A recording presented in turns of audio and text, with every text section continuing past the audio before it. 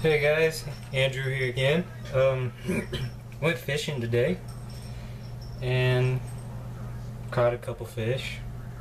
So I thought I would show everyone how to use a electric knife and properly clean your fish with an electric knife. A lot of people aren't too sure about how to use them. A lot of people tend to butcher the fish with it. I did it first myself, but then I kind of picked up a few tricks and figured I would share the tricks with you guys on what to do. I guess I will start by telling you what you need. Obviously, you need your electric knife. I have two cutting board type things here.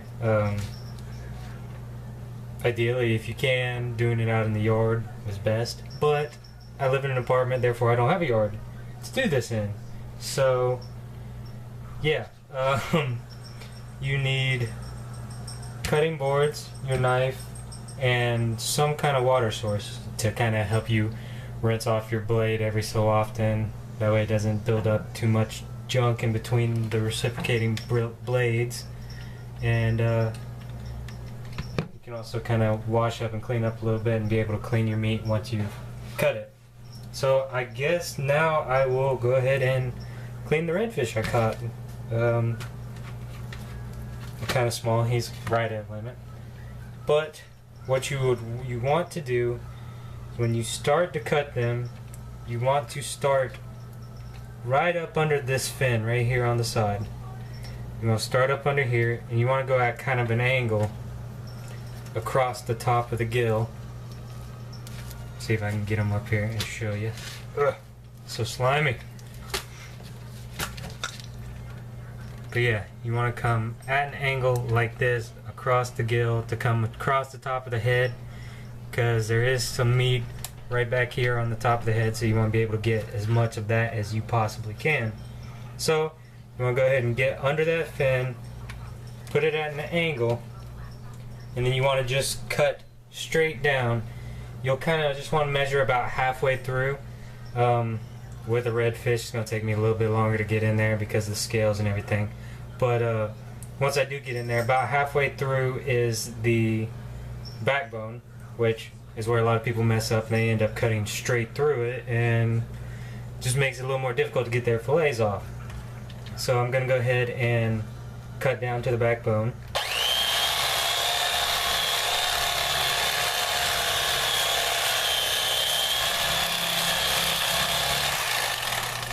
And usually once you get to the backbone, the knife will kind of start to hesitate. It'll get hard to really do anything with it. It'll kind of almost stop on its own, and that's once you've hit the backbone. Then once you get to that point, what you want to do is, you see here I have it cut all the way down there now. I want to turn the blade this way and run along the backbone down inside that cut. So I'll go ahead and do that, and you want to run it all the way down to the tail, but you don't want to cut off the tail because it'll make it easier for you to fillet it if you leave it still attached. So you want to run it all the way almost to the end to where there's just a little bit of meat still holding it together. So I will go ahead and do that now.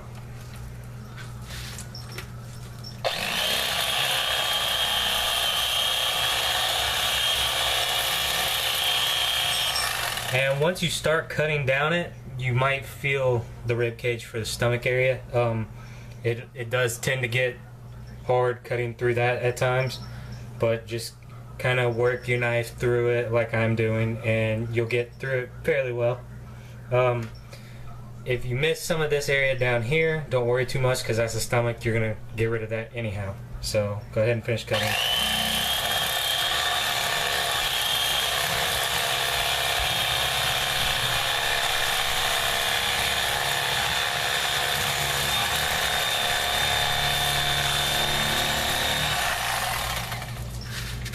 Alright,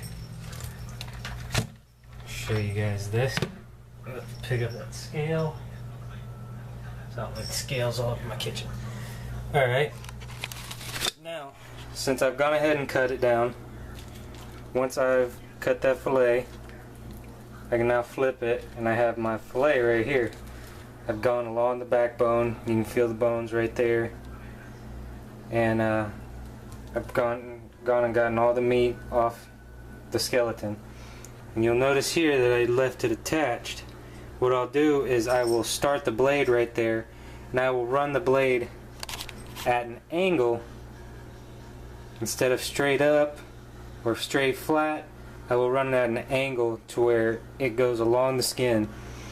And what you'll do is once you start going along, you don't want to stop. You want to keep on going through. You want to make it one fluid motion, or chances are you might end up cutting some of the skin off with your fillet.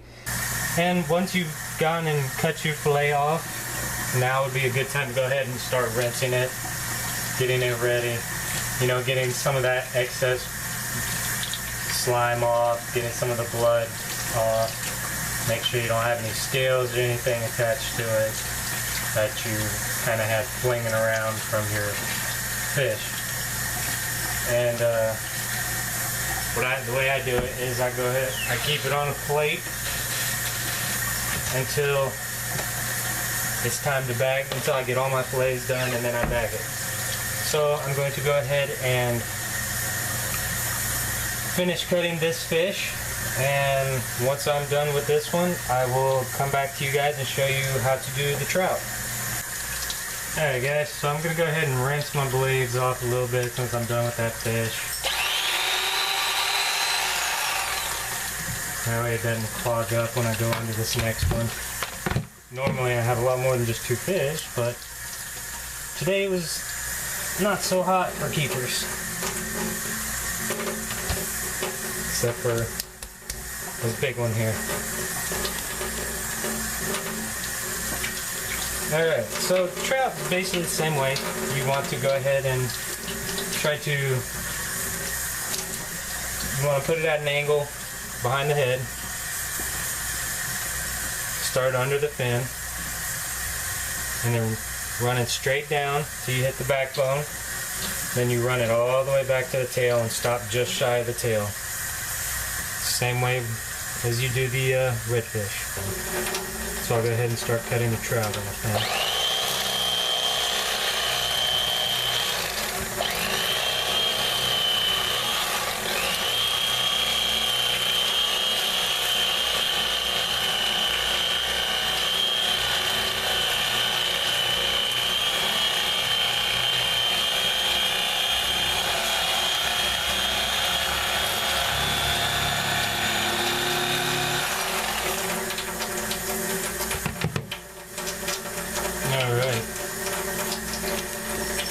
So you'll notice here that I stopped once again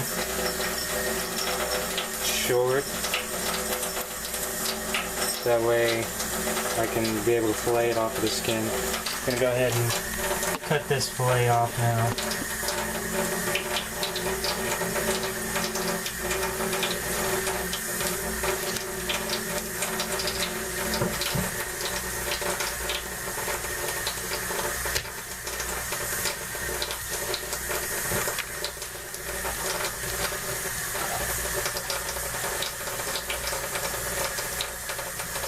Once again, gonna hold the blade at an angle, not straight up, not straight across, because that angle is what makes sure you go along that skin and get all the meat off of it.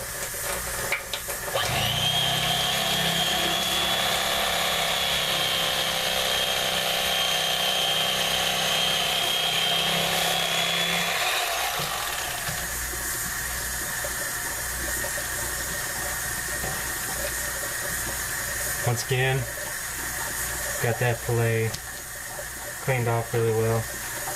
There's that flimsy skin. And now I'm gonna go ahead and flip it back over. And all this area right here, the stomach, all this, we're gonna go ahead and want to cut that out of there again as well on this one.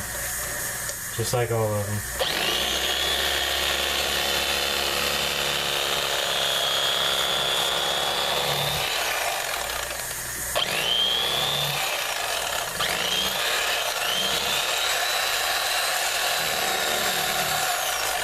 Now when you do go to cut the stomach out, you want to go ahead and give yourself maybe about ½ an inch around the edge of the stomach. That way you kind of make sure that the bones and the rib cage around there, that you don't cut that into your meat still. You don't want that to still be stuck in there. So just a FYI on that as well. That's what you want to do with all of them. Let's go ahead and rinse this fillet off.